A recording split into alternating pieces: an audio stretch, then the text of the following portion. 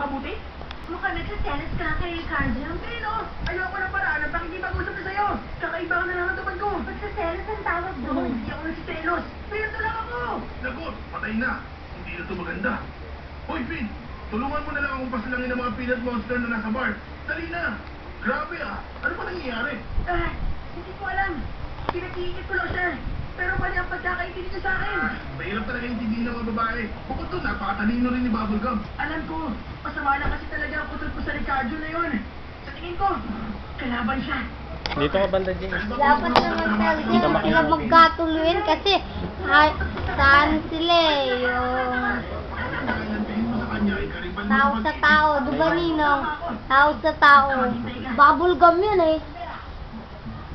Princess Bubblegum lang ang tawag, Bubblegum daw tao. Alin? Basahin. Hindi, Bubblegum ka. Dapat mabasa ka tapos sumunod ka. Alam mo, parang isang malaking pink baguette. Pagseryoso ka naman. Nakasalalay ang buhay na rito. Talaga? Mali ang intindi mo. Nandito ko ngayon kasama mo. Dahil gusto kong bantayan si Ricardo. Pero paano kung di siya kalaban? At mukha na siyang masama. O kung masama ang ibang tao, pero mabait sila. Magtitiwala ako sa kusap ko. Oo. Naglakad na siya. Tara!